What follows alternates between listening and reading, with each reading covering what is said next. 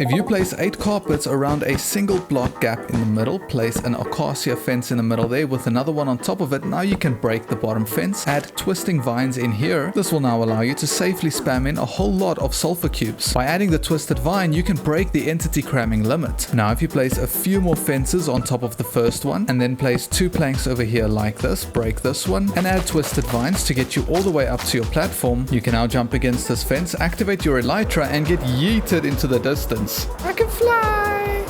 I can fly! If you break this block in your wall and another one behind it, then move to the back, break this block and place a redstone torch over there. Break these 1, 2, 3, 4, 5, 6 blocks, fall down here, place a sticky piston pointing this way, replace the blocks on the floor as well as the blocks above the sticky pistons, add a redstone repeater facing into each of the pistons, connect them with a redstone line to this torch, come back to the front, place a block in at the back over there, break these 2 blocks with those 2 blocks as well, place a chest in down there, replace these blocks. You can now place a wooden pressure plate over there, and what's important about this is we now need to go and place a painting against that pressure plate, and to make it look a little bit less sus, what we can also do is just make sure we place a painting in over here and just add any other places on the wall as well. This way, if you come to this painting, throw a block in here, it opens up a secret chest for you to access, and when you're done with it, you just pick your block back up and it closes. If you go to your friend's front door and break 1, 2 blocks down with another block in front of you and behind you, you'll also need to break these 3 blocks out quick, place an activator rail behind you and in front of you. You can then place 1, 2 TNT minecarts on that one with another 1, 2 TNT minecarts on this one, cover the gap in where you were standing, place a redstone dust in between them with another grass block on top and a pressure plate on top of that. Now when your friend gets home, they'll think you built a fancy entrance for them. Meanwhile, you just created a trap that's gonna explode all their items. Look at that. Where'd the house go? If you want your friend's attention, you can go to their front door, place a button over here, break a 1, 2 block gap with another 1, 2, 3 blocks this way, and then you just make sure that you make this 2 blocks deep. Now you break the block under the button and place a redstone there. You now place a repeater facing this way with 2 more pieces of redstone, another repeater with another redstone next to it. You can now break 1, 2 blocks out here and 1, 2 blocks out to the left. Place a gold block in the bottom of these blocks with a note block on top of them. Now you need to connect these note blocks with a redstone, and you need to click the note block on the right 1, 2, 3, 4, 5 times, and the one on the left 1, 2, 3, 4, 5, 6, 7, 8, 9 times. You can now cover this up. I'm using glass just because I want to. And now your friend has a doorbell you can ring. If you place 1, 2, 3, 4, 5 blocks of concrete with another 1, 2, 3, 4, 5 blocks of concrete above that, and repeat this process for about 11 blocks tall, and build the front part 1 additional block out because you forgot to mention it before, you can now place a bunch of chains against these front blocks all the way to the top, and if you like to, you could even replace a few of these back blocks with sea lanterns. Now you need to place a sign on all the blocks that are not sea lanterns. This will now allow us to place water sources in front of the sea lanterns. We can now place a sulfur cube in the bottom here, give it a red concrete so that it falls right back down through the water. And just like that, you've got a swing strength minigame. If you place an anvil with 2 polished deep slate slabs and another anvil at the end of that with 2 black carpets on top of the slabs, you can now place an armor stand on the left and on the right of that anvil, place a temporary block with a 1 block gap, a piston on top of that, a chain in front of the piston, and then you want to power the piston, place another chain and power it 1 more time. Then you quickly want to repeat this on the other side as well, just like so. You now have this cool detail. So if you were to place a wither skeleton skull on the left and on the right, you would have a bench press designed by Golden Hawk MC. If you place 1, 2, 3 trapdoors on the ground with another 1, 2, 3 trapdoors next to that, 3 more next to that one, and a final 3 just to complete the square, you would then have to flip all of these trapdoors up, and this would now allow you to lure a space cow into your pen. Once the cow's inside, it cannot jump out because its AI won't let it. If you place 1, 2, 3, 4 dispensers with another one at the bottom here like so, you could then place 1, 2 doors in front just like so, open these doors up real quick and put 1 piece of armor in each dispenser. You would then need to put a fence on the bottom dispenser with a pressure plate on top of that. You could close these doors with another pressure plate in front of them, detail it however you would like to, and now if you walk into this contraption, you'd have a full set of armor applied instantly.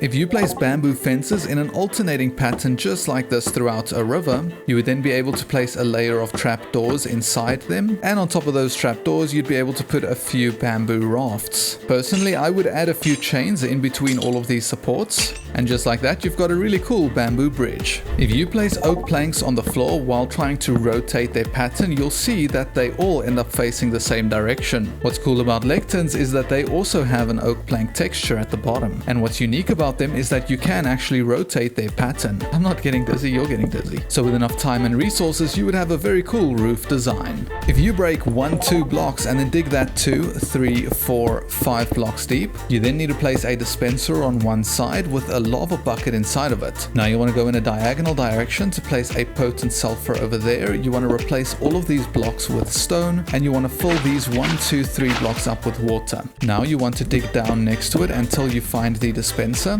and you just want to make a very simple little staircase to the surface. At about 3 blocks deep, you want to dig these blocks out so that you can have a 2x2 area down here. This is where you can place 4 redstones, connecting them all the way to the dispenser over here. What's important about this is to place 4 redstone lamps on top of the redstone, break the blocks above so that you can see where those lamps are, and cover the rest up. I decided to give mine an outline with red concrete just to be fun, but now you want to place pressure plates in the middle here. Now you can place a sulfur cube and fill him with an iron block. You can push Mr. Sulfur Cube into that red gap to activate the geyser. And now if you stand on this geyser, it'll take you to the next level. You can use this trick to create a puzzle minigame. If you place 1, 2, 3 blocks of glass with another 1, 2, 3 next to that, and just repeat this until you get a proper square, you could fill the corners in 2 just to satisfy my OCD, and you need to extend this up by 1 block. Now you can place 9 slabs in the bottom just like this. Place 9 blocks of powdered snow above those slabs.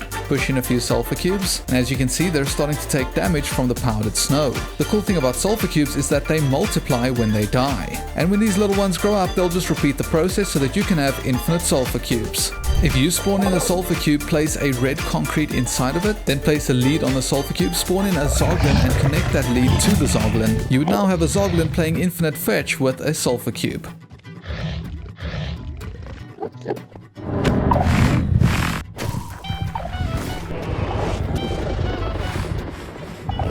It partially works with the warden as well.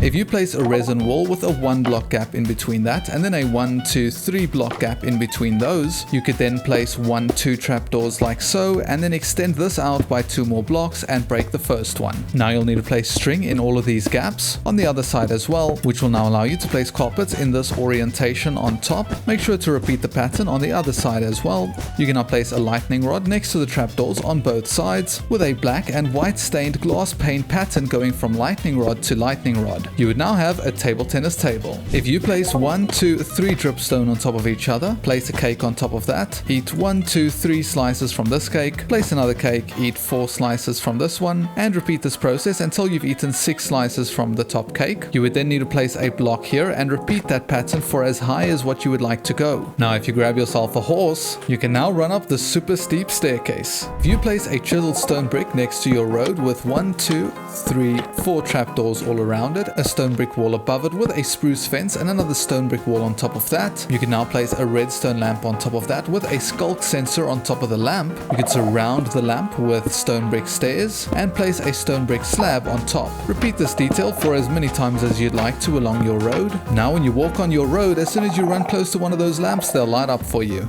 If you place a sulfur cube with a chiseled sulfur inside of it, give it the name tag dinner bone, and then throw a splash potion of invisibility over that, you'd have an upside down chiseled sulfur block. I am apparently now also invisible. And yes, this does work for other blocks as well. If you go to your tree and place 1, 2, 3, 4 blocks of obsidian, break the top 3, spawn in a parrot on top and feed it until it becomes your friend, make sure it's sitting. You could then place a piston with a glass block above it, make sure you power the piston, break all of these other blocks, replace the obsidian with a spruce trapdoor, make sure to cover all around this glass block with bamboo trapdoors, connect the top of the glass block to the tree with chains and now you have a hanging bird cage. If you place an orange concrete with a redstone repeater out of it like that, place 1, 2, 3 blocks of redstone. You can then place another orange concrete at the end of the redstone with a piston on top of it. On the other side, we could place a dispenser with a cobweb in front of that. We'll now need to come 1 block in and 1 block out and place 2 concrete blocks like this with a sticky piston at the back, a slime block on top, and a target block on top of the sticky piston. We can now place 1, 2 blocks of redstone coming out of the dispenser, place a redstone repeater facing this way, go around, place another redstone repeater facing that way. Click each of these repeaters 3 times, connect them together with redstone dust to make a nice clock, place a lever down over here. Now you want to place at least 5 wind charges inside here and right click this repeater twice. Now you want to come and flick this lever on and off really quick. As you can see, the wind charges are busy building up there. You can now place a concrete block over here for you to stand on. Don't forget to equip your Elytra, and when you're ready, just shoot this target block. Whee! And look at how far you can fly. And if you use 2 stacks of wind charges instead of 5, you might just get blasted into space. This is crazy. If you dig 1, 2, 3, 4, 5, 6 blocks into the ground, place a lava source with a potent sulfur above it, and then place 1, 2, 3, 4 water sources above it, you would have a really cool geyser. What makes this unique is that if you find the middle and throw an ender pearl inside there, it would now just be floating on top, which means if you're ever in danger, your friend can come and cover this hole, and it'll TP you back home. And all you have to do to reset it is just break those blocks and throw the ender pearl back in. If you break 1, 2, 3, 4, 5, 6 blocks, place a netherrack on the left with a salt swirl on the right, add in a sticky piston behind each one of those blocks, place a upside down dispenser in front here with a flint and steel inside of it. You can then break these 1, 2, 3 blocks and place another 1, 2, 3, 4, 5 blocks over here and another 1, 2, 3, 4, 5 blocks on the left. You can now run a redstone line to the top on the left and to the top on the right. Now when you're in front, you need to place a few stairs at the bottom like that, along with a few stairs at the top in this orientation. You can also place a few glass panes in the middle, add a lever on the right and on the left, and if you flick the lever on the left, you get a red fire, flick it off and flick the one on the right,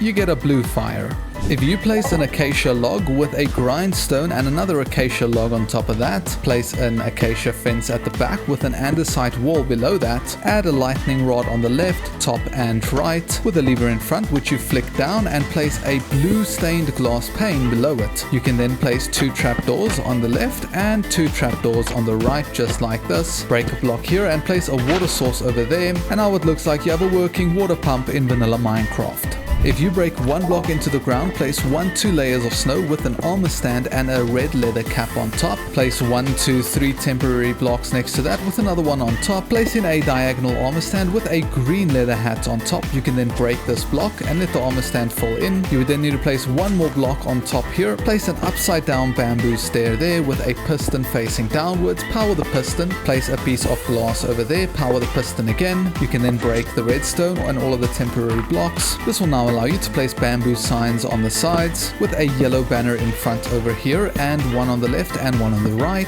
You can also place a bamboo trapdoor on top with 2 bamboo shelves at the back, and now you have a mini arcade game. If you place a bamboo fence gate with a honey block on top of it, you can then place a bamboo fence on the left and on the right, add a sulfur cube on top with a bamboo block inside it. You would then need to place 1, 2, 3, 4, 5 temporary blocks behind it, 1 more on top which you can then use to place a lightning rod, and you'd want to place a flower pot on top of the lightning rod, and you would then have a honey block robot. If you break this block and surround it with 1, 2, 3 trapdoors, you can then place a lever right above it, skip 1 block and place a sign over here. Place 1, 2, 3, 4, 5 blocks of glass above the sign with a lava bucket above the sign as well. You'll now need to open this trapdoor and place a dispenser facing that way under your floor. You can then move to your right, skip 1 block and break the block on the floor. You'll then need to break all of the blocks leading to the dispenser, shift right click on the dispenser with a hopper and keep doing that until you get a hopper line that leads to here. You can then place a cauldron on top of the hopper, and at the back you'll need to run a redstone line all the way from the lever to your dispenser and to the bottom here. Once you've brought your redstone line to the bottom, you can place a repeater facing that way, place 1, 2 redstone dust with another repeater facing this way. Make sure you right click this repeater 1, 2, 3 times and the other one 1, 2, 3 times as well. You can now place 1, 2, 3 redstone redstone dust, leading to your sticky piston, which should be right below the hole you made initially. You'll then need to place a slime block on top of your sticky piston. Now you can come to the top and throw whichever blocks you don't want anymore into this cauldron. Now you can quickly flick this lever on and off, and now you would have a gravity-defying trash can.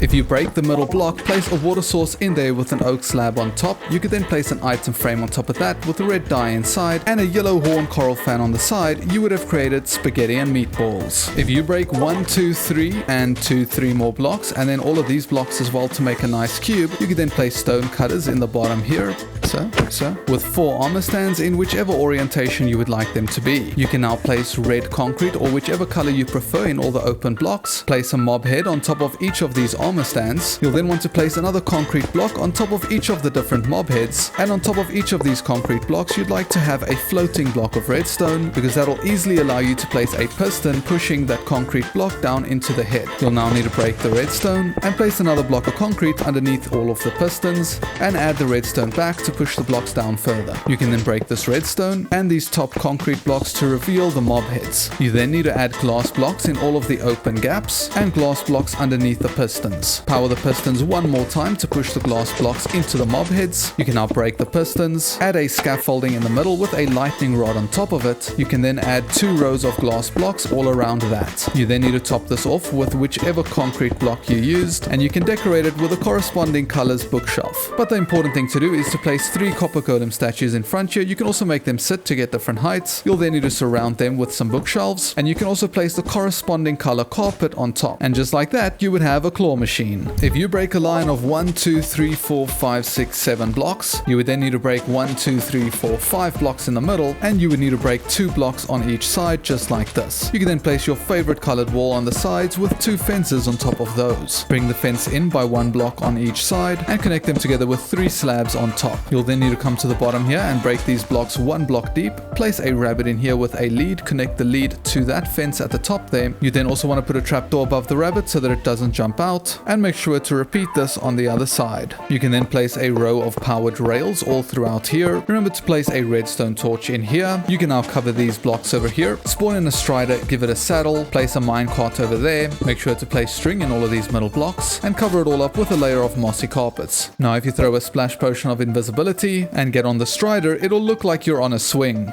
Whee! Whee!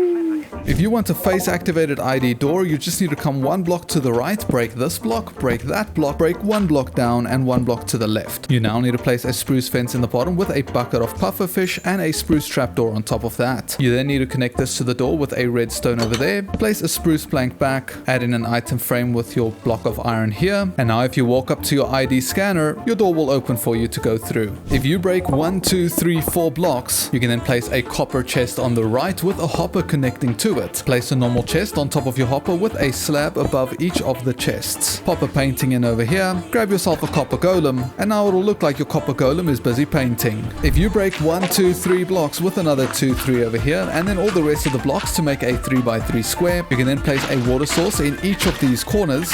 Add a slab on top of those water sources with a block of redstone in between them. You can then place a normal rail on all the normal blocks with a powered rail on top of all the redstone blocks. You can then place a solid block in the middle with a water bucket, a spruce fence and a pressure plate on top of that. Be sure to plant your favorite crops around here, and if you place a minecart and give it a little bit of a push, you would have created a little sprinkler system. This is one of those few builds that actually looks better without shaders.